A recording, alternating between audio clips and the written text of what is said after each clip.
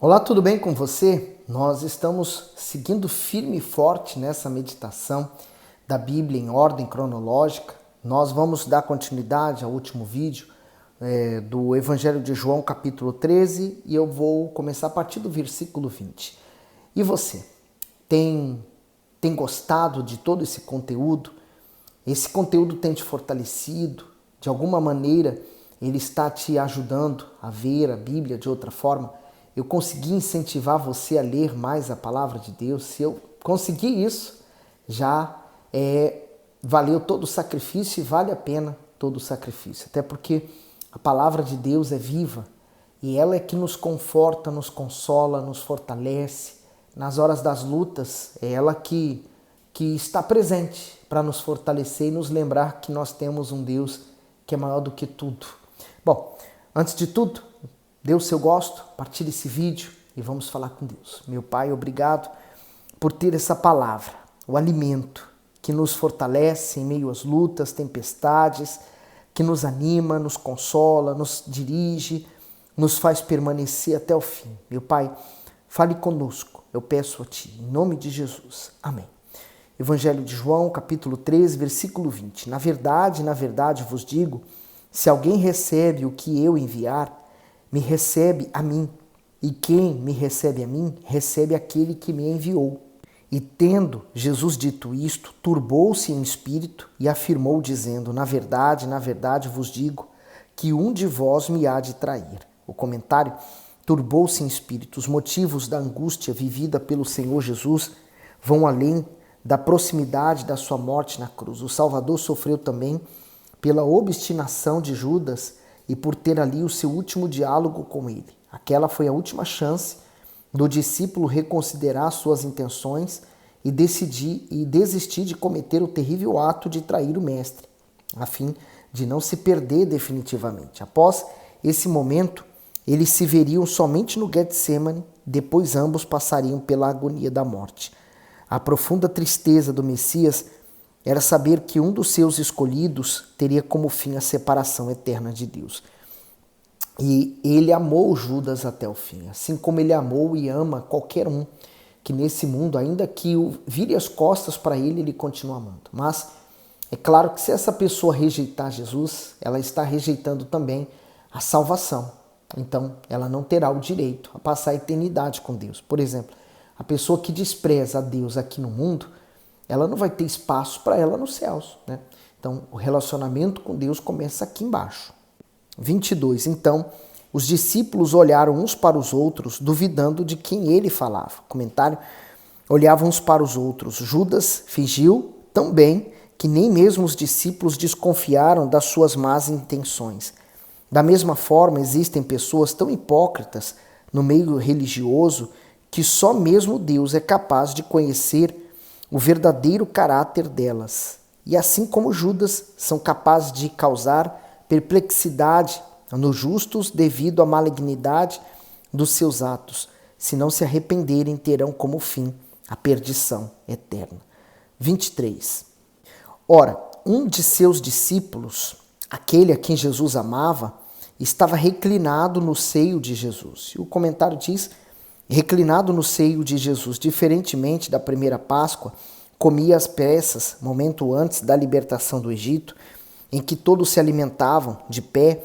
Aqui a refeição seguia o costume de todos se assentarem reclinados de lado sobre divãs ou sofás.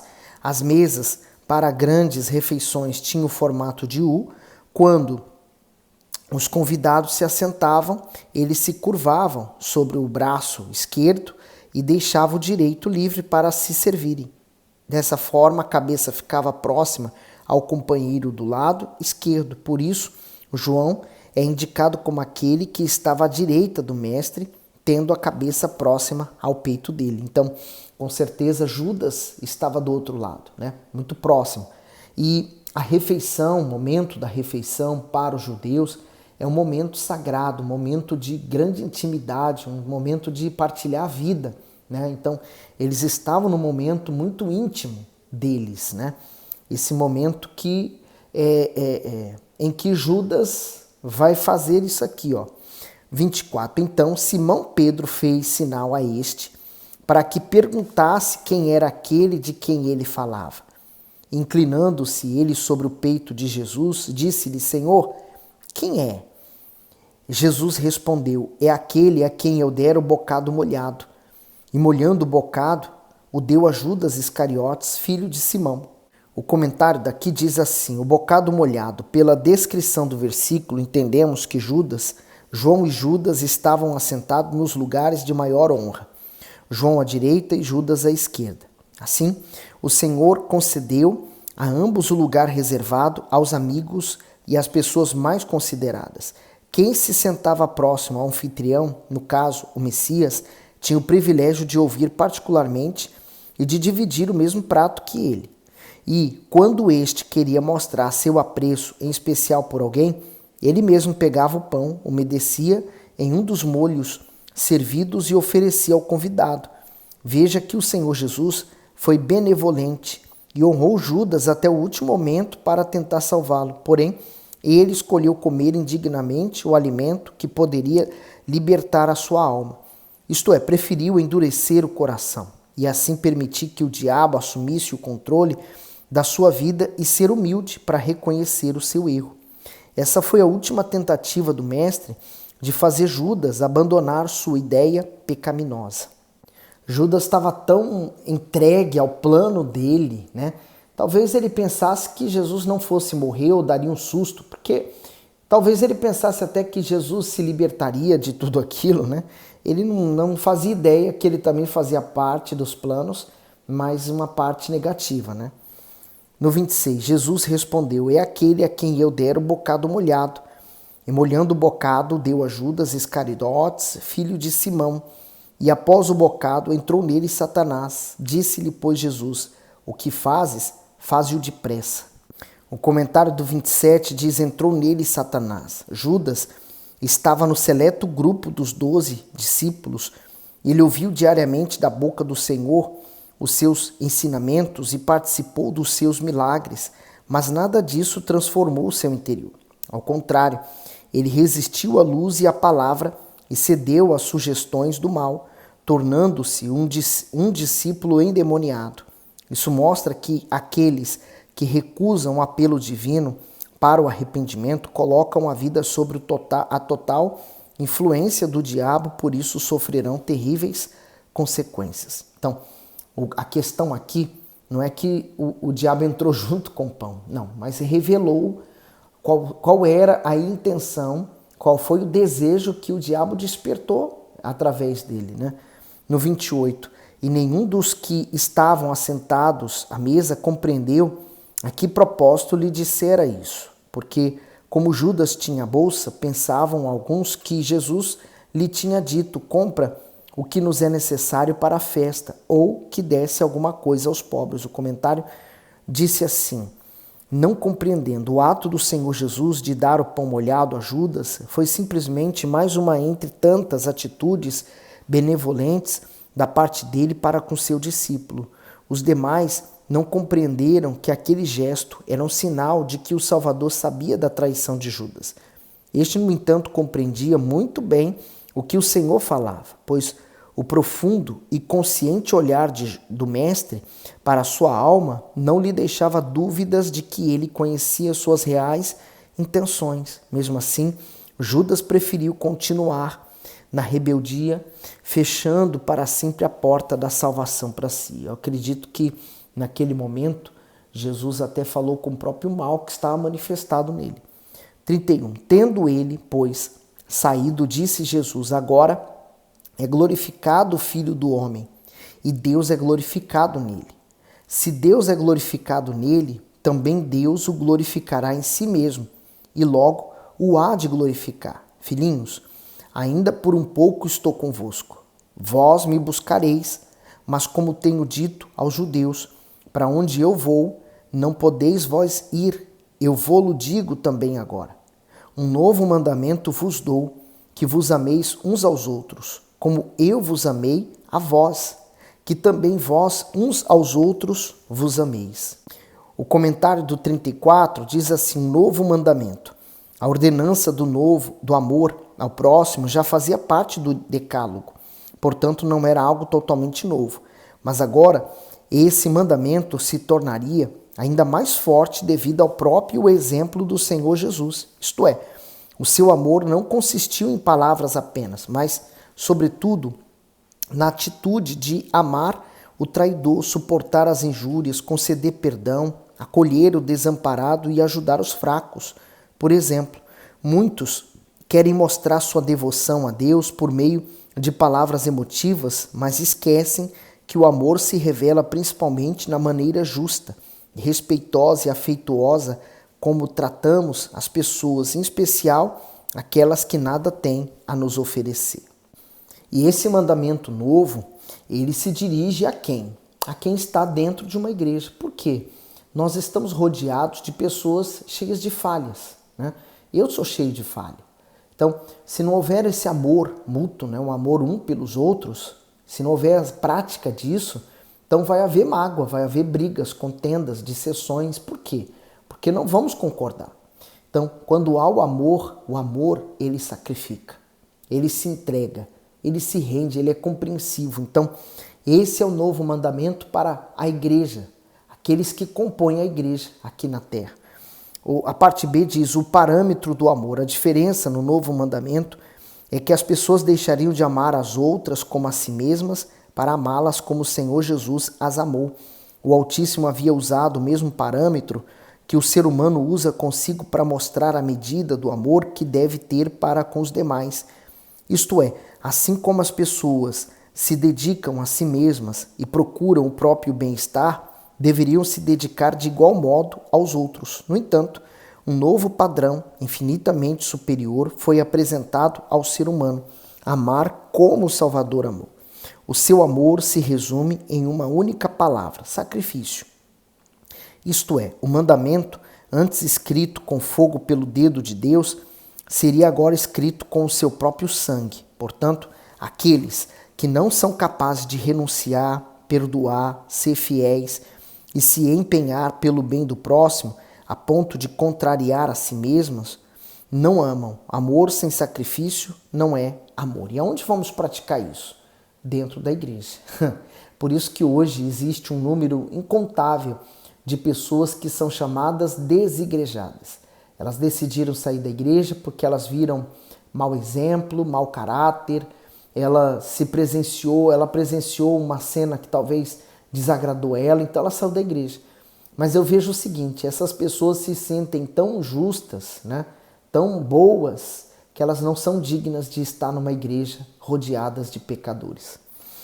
No 35, nisto todos conhecerão que sois meus discípulos, se vos amardes uns aos outros. O comentário: conhecerão que sois meus discípulos. Nenhum tema é mais comentado, cantado e escrito pelos religiosos atuais que o amor.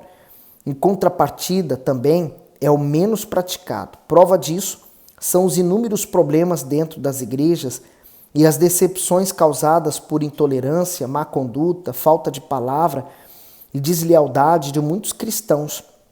Vemos com isso que o amor não é emoção, mas uma decisão diária que provém da fé e da obediência a Deus. Assim, somente os que vivem submissos a Ele podem testemunhar o amor do Senhor Jesus e se considerar verdadeiros discípulos neste mundo. Portanto, quer demonstrar amor? Converta palavras em atos.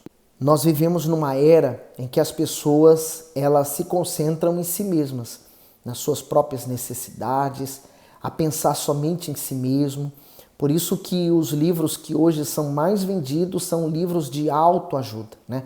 Eu vou me autoajudar, eu não dependo de ninguém, eu não preciso de ninguém. As mulheres também defendem essa causa, né? Elas são independentes, as mulheres independentes que não precisam de homens, os homens são ruins. Então, hoje vem se criando uma igreja, uma nova igreja em que ela não olha para o próximo. E por isso que ela vive triste, por isso que ela vive amargurada, depressiva. E por quê? Porque a pessoa que não pensa no seu próximo, né, ela não faz algo, ela não olha para alguém que está sofrendo, então ela não se importa com a dor dos outros, ela só se importa com a dela, e a dela também não sara. Por exemplo, há inúmeros exemplos de pessoas que sofreram algum tipo de dano na vida, né?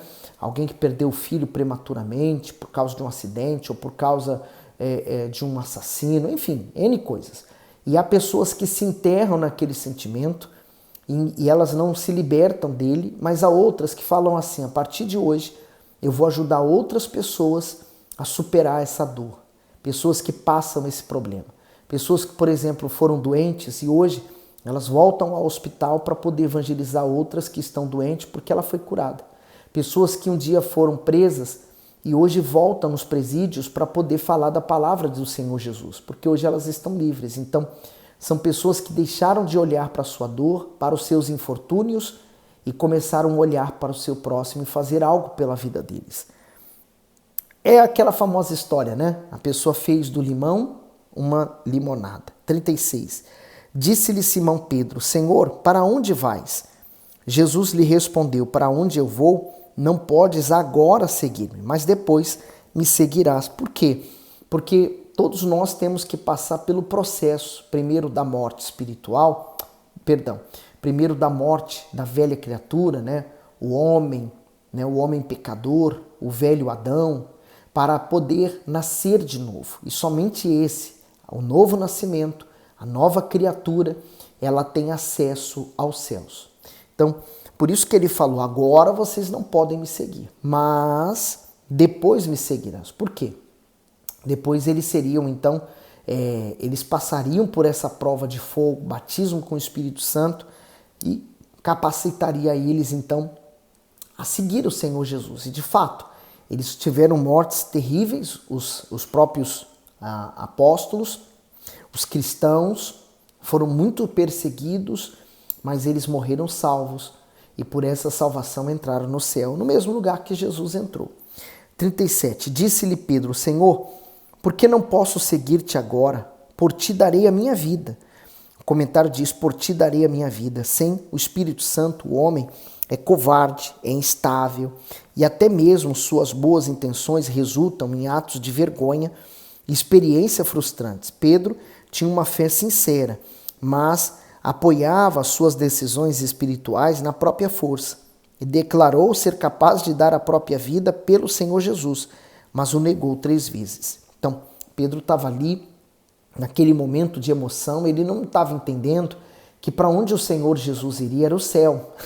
Ele pensava que era... Acho que na cabeça deles, o Senhor Jesus era tipo super-homem, imortal, né? Ninguém o tocaria, ninguém o mataria, ninguém faria nada com ele, e eles viveriam eternamente o reino estabelecido por Deus eterno através de Jesus na terra. Né? Eles não entenderam qual foi o principal e real propósito, até aquele momento não entenderam que Jesus veio salvar a nossa alma. Né? O corpo já está perdido, mas a alma ainda tem solução. E termina assim 38. Respondeu-lhe Jesus: tu darás a tua vida por mim? Na verdade te digo que não cantará o galo enquanto não me tiveres negado 3 vezes. Quantas vezes eu já vi pessoas dizendo assim: eu nunca negarei Jesus, eu não virarei as costas à igreja, eu não farei, essa é a igreja, eu comecei aqui e vou morrer aqui. Quantas pessoas que hoje abriram seu próprio trabalho, hoje estão distantes da igreja que recebeu eles quando ninguém mais os queria. Pessoas que viraram as costas, cuspiram no prato que comeram. Pessoas que foram e são ingratas. Né? Naquele momento, Pedro estava insistindo e dizendo: Senhor, como que eu não posso ir para onde o Senhor vai? Até para a morte eu vou com o Senhor. Aí até o Senhor Jesus disse: tu darás a tua vida por mim? Ele falou: antes que o galo cante, você vai me negar 3 vezes. E está me dizendo que dará a vida por mim. Você não dará. Porque ele ainda não era nascido de Deus. O nascido de Deus, ele prevalece, ele vence.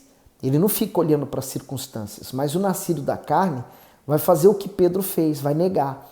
Quantas pessoas negaram na escola, no trabalho, na vizinhança? Não quiseram nem sequer dizer que estavam indo a uma igreja ou que criam em Jesus, ou muito menos carregar uma Bíblia. Ah, quem dirá carregar uma Bíblia? O que vão dizer? Então, pessoas que negam a Jesus, como Pedro negou. Mas Jesus não os condena. Jesus veio para salvar. Quando nascer de novo, tudo isso muda. Você vai assumir a sua fé verdadeiramente no Senhor Jesus. Bom, que Deus continue abençoando, iluminando você e venha proteger você e toda a sua casa. Fique bem, Deus abençoe.